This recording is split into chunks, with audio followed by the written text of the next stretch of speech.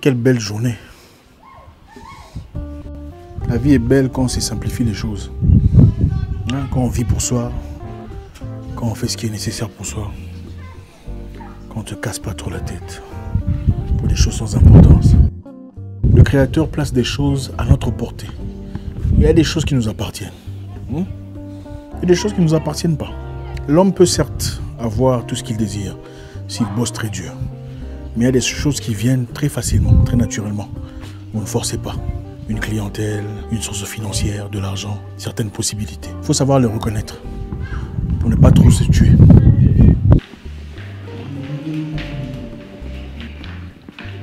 D'abord, je tiens à dire merci à tous ceux qui m'ont envoyé des messages et continuent à m'envoyer des messages d'encouragement concernant ma plaie, ma blessure. Vous êtes très gentils. Merci infiniment, c'est gentil. Donc je disais merci pour les messages d'encouragement que je continue de recevoir. Vous êtes très gentils, en tout cas par rapport à ma blessure, depuis quelque temps. Vous êtes très sympa, c'est très apprécié. Demain, dimanche, j'irai chez le docteur pour finalement voir ce qui se passe. Je croise les doigts, parce que la dernière fois, il m'avait dit quelque chose de pas génial du tout. Il m'a dit que ça guérissait très lentement. Et ça m'a un peu inquiété quand même. Donc demain dimanche, j'irai chez le médecin pour voir qu'est-ce qui se passe. J'en ai marre, je suis fatigué et tout ça. Je vous ferai savoir, ne vous en faites pas. Je vous ferai savoir. Mais dites-moi, avez-vous déjà remarqué que tout celui qui conduit plus vite que vous est taxé de fou par vous, et celui qui est plus lent que vous est un amateur. Hein, quand vous êtes dans les rues en train de conduire votre voiture, vous dites, regardez-moi ce fou là, mais il est fou ce monsieur. Et celui qui est plus lent que vous est un amateur. Vous dites souvent, regardez cet amateur, mais qu'est-ce qu'il fout celui-ci? Donc celui qui est plus vite que vous est fou, un malade mental, et celui qui est plus lent est un amateur. Il doit rentrer à l'école de formation, comment vous appelez ça, de driving school, tout ça. C'est ça l'être humain.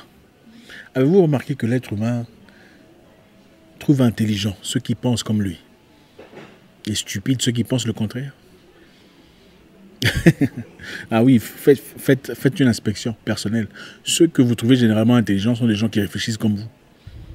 Ah putain, il est très intelligent. Et ceux qui réfléchissent différemment de vous sont souvent stupides. Mais comment il peut réfléchir comme ça? Mais est-ce que ça veut dire qu'on a toujours raison? Et que c'est nous qui sommes intelligents? Ah, point d'interrogation. Mais généralement, l'être humain a tendance à croire que c'est lui qui est sage, c'est lui qui a compris la vie, c'est lui qui conduit bien, c'est lui qui fait les bons choix. Quand on regarde les gens dans les fêtes, on juge, ah, c'est quel genre de couleur ça? Parce qu'on a généralement tendance à penser que c'est nous qui pensons correctement, c'est nous qui voyons les choses comme il se doit. Tout le monde pense la même chose. Donc sur 7 milliards de personnes sur Terre, en tout cas beaucoup pensent qu'ils sont le centre de la réalité, la vérité. C'est simplement pour nous faire comprendre combien nous pouvons faire des erreurs et difficilement le reconnaître. Vous savez, reconnaître ces erreurs, c'est pas donné à tout le monde. Parlez aux gens, la plupart des gens. Quand une relation n'a pas marché, une relation amicale, fraternelle, amoureuse, peu importe, c'est toujours l'autre qui a été en faute. On a toujours tendance à juger les autres. C'est à cause de lui ou d'elle que ça n'a pas marché. Il était injuste, il était méchant, elle était impolie, menteur, pervers narcissique. Très rarement on se remet en question.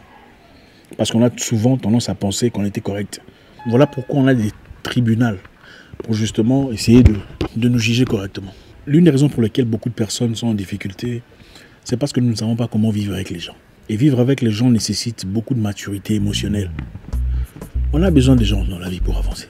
On a besoin des autres pour progresser, pour faire des exploits, briller dans son domaine. On a besoin des gens. Personne ne peut évoluer tout seul dans son coin. C'est impossible. Ouais, vous pouvez faire beaucoup d'efforts, vous pouvez avancer, vous pouvez progresser. Mais pour vous imposer dans un secteur, on a nécessairement besoin de gens. Même pour faire de l'argent, on ne peut pas en faire tout seul. C'est impossible. Pour faire de l'argent, scientifiquement, il faudrait que quelqu'un achète ce que vous offrez. Donc c'est impossible que vous le fassiez tout seul. Et si vous fâchez, vous énervez la personne censée acheter chez vous, vous faites de l'argent comment? même si vous êtes super intelligent. Voilà. Nous avons souvent du mal à vivre avec les gens parce qu'on pense qu'on a toujours raison. C'est moi qui ai raison. On m'a fait ça. Le papa de mes enfants, c'était un escroc, un voleur, un pervers narcissique. D'accord. Peut-être que c'est un voleur, un escroc, un pervers narcissique. Mais comment est-ce qu'il est devenu tout ça? Donc, depuis le début, tu n'avais pas vu qu'il était pervers narcissique, escroc, voleur, menteur, embrouilleur, tout ça là. Tu as loupé tout ça, même pas une seule fois. Ça veut dire qu'il est devenu tout ça. Après un temps. Qu'est-ce qui a déclenché tout ça? Vous savez, même quand on a raison, très souvent, il y a aussi des choses que nous déclenchons d'une certaine façon. Tu peux vraiment avoir été avec un pervers narcissique ou un malhonnête dans un business. Il y a quelquefois des choses que nous déclenchons. Quelquefois, des choses que nous déclenchons. Tu peux être avec une personne qui est pervers narcissique, mais endormi. Son narcissisme est endormi. Et il a peut-être décidé d'être avec toi correctement. Mais faute de tes mensonges, de ton impolitesse peut-être, manque d'honnêteté de ta part, manque de compréhension, manque d'humilité peut-être, ça déclenche les choses. Mais ça, on reconnaît très difficilement. Avez-vous remarqué que les gens ne vous disent jamais ce qu'ils ont fait? Avez-vous remarqué en parlant de vous que les gens vont toujours raconter ce que vous leur avez fait, mais ne disent jamais comment ils vous ont provoqué? Ah, c'est comme ça que l'humain réfléchit. Il veut toujours se protéger. Il cherche toujours le bouc émissaire. C'est à cause de lui que ça n'a pas marché. C'est à cause d'elle que mon business est tombé en faillite. Mais toi, tu ne prends jamais ta responsabilité de l'impolitesse que tu as montrée vis-à-vis des clients. La méchanceté, le manque de sympathie, manque d'humilité. Que ce soit en relation amicale, au travail, en relation conjugale. Nous avons chacun quelque chose quelque part. Et il faut le reconnaître. Quand votre femme commence à aller parler à quelqu'un d'autre ailleurs, il ne faut pas seulement dire qu'elle est de mauvais calibre, de mauvaise... Enfin... Il peut arriver de fois qu'on ait besoin de discuter avec quelqu'un d'autre. Pas nécessairement pour faire ce que vous pensez là, mais quelquefois pour s'évader. Je sais que ce n'est pas correct, mais ça peut arriver. Et souvent, c'est parce qu'on a déclenché ça. Je répète, ce n'est pas correct, mais ça peut arriver. Et souvent, parce qu'on a déclenché cela. En poussant quelqu'un contre le mur, en le forçant à devenir ce qu'elle n'est pas. En l'imposant une situation horrible, injuste, incorrecte. En le devenant un tyran. Ça peut arriver. Je ne dis pas que c'est correct, mais on peut être auteur de ces choses. Vice versa. La maturité, c'est aussi la capacité de commencer à se remettre en question. Vous savez, pour vivre avec les gens, comme je l'ai dit précédemment, il faut apprendre quelquefois à avoir tort. On ne peut pas toujours avoir raison dans tout ce qu'il y a, dans tout ce qui se passe. Quelquefois, il faut se mettre à l'arrière-plan et écouter les gens. Vous êtes en conflit avec quelqu'un et vous pensez avoir raison. Et vous criez. Ça ne va pas marcher. Que ce soit votre mari, votre ami, votre frère, peu importe. Si lui crie, vous criez aussi. Qui a raison, qui a tort? L'une des meilleures façons de dévier des problèmes, c'est simplement vous laisser la personne parler. Elle parle, elle se dégage, elle s'exprime. Ne l'interrompez pas. Quand la personne finit de parler, vous dites « Ok, d'accord, je comprends tout à fait ce que tu dis. Et je comprends tout à fait ce que tu ressens. » Tu auras déjà dissipé 50% du problème, si pas 60%. Simplement en laissant la personne parler sans l'interrompre. Sans dire, mais toi aussi tu as fait... Non, tu restes calme. Que ce soit un problème entre amis ou entre mariés, vous restez calme. Laissez la personne se dégager, s'exprimer. Dire ce qu'elle ressent. Ce qu'elle garde au plus profond de soi. Vous dites, ok, d'accord. Je comprends tout à fait ce que tu dis. Et je ne pourrais pas imaginer ce que tu as ressenti en ce moment. Mais je souhaiterais aussi que tu comprennes que voilà ce qui s'est passé de mon côté.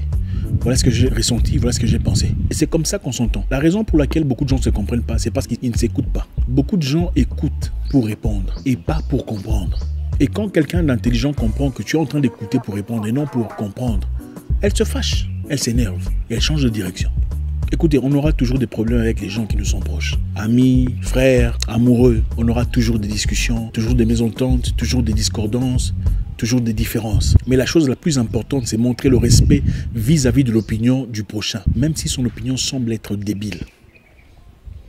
Apprendre à reconnaître sa présence en disant, écoute, je comprends tout à fait ce que tu dis et je comprends ce que tu ressens. Mais je voudrais que tu comprennes que dans ce côté-ci, je pense qu'on pourrait trouver une solution alternative. Savoir rencontrer les gens à mi-chemin est signe de maturité. La maturité, c'est pas dire, ah, parce que toi tu es bleu, moi je suis A. Que chacun parte son... C'est pas ça la maturité. La maturité, c'est dire, ok, je comprends tout à fait. Toi, tu penses que la couleur noire est meilleure que la couleur blanche. Moi, je pense que la blanche est la meilleure des couleurs. Bon, je veux respecter ce point. Dans ce cas, on n'en parlera plus. Mais j'apprécie le fait que tu m'apportes beaucoup d'autres choses, à part le fait qu'on soit de camps différents en ce qui concerne les couleurs. Savoir voir au-delà des différences, c'est aussi signe de maturité. Savoir tolérer les gens au-delà des discordances, c'est aussi signe de maturité. Écouter les gens, faire une pause, laisser parler sans répliquer, sans interrompre. Vous savez, il y a des choses qui peuvent être résolues très facilement, simplement en faisant preuve d'humilité, en se taisant. Se taire ne veut pas dire qu'on consent. Ce n'est pas vrai. On peut se taire et dire, écoute, je comprends, je pense qu'on peut trouver d'autres solutions, je pense qu'on pourrait essayer d'améliorer, sans pour autant frustrer les gens. On n'a pas toujours raison dans la vie. Même quand on a raison, il y a des moments où il faut se mettre à l'écart. Il y a des moments où il faut poser, permettre aux autres de s'exprimer pour exister avec les gens. Vous ne pouvez pas toujours avoir raison, et toujours dire, ah, elle était méchante. Voilà pourquoi on s'est séparés. Ah, il était mauvais. Toi, une seule personne, 17 personnes, tu te sépares avec tout le monde. C'est toi qui es bien. Là, tu as eu 17 copains, 17 personnes. Ils sont tous partis. L'un était pervers narcissique, l'autre était voleur, l'autre menteur, l'autre était idiot. Tout le monde était mauvais sauf toi. Toi, tu étais bien. Non. Toi, tu n'avais pas tort, nulle part. Ce n'est pas possible. Quelquefois, on a tort et on a du mal à le reconnaître. Et il y a des fois où on reconnaît qu'on a tort plus tard, mais on a honte d'aller demander pardon. La grandeur, c'est savoir s'humilier et dire, écoute, à ces sujets-là, je pense que tu avais raison. J'avais tort. Je suis désolé.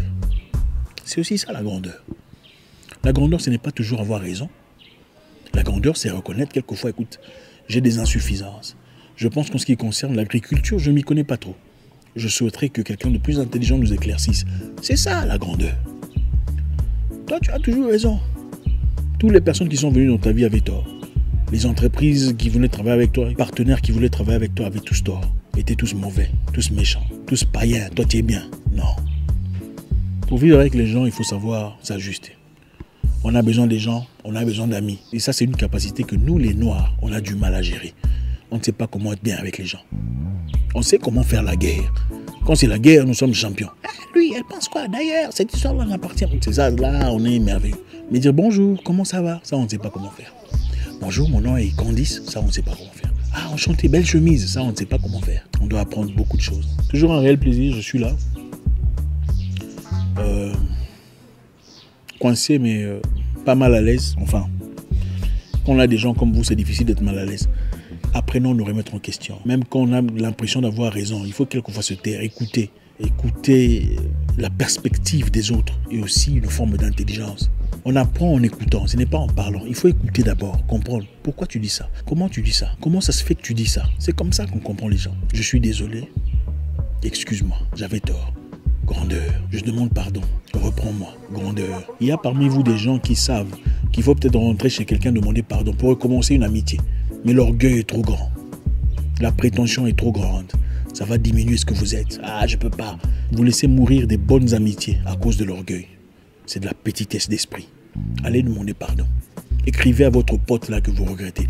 Vous savez que vous regrettez. Faites le premier pas. C'est ça, la grandeur. Écoutez les gens aussi.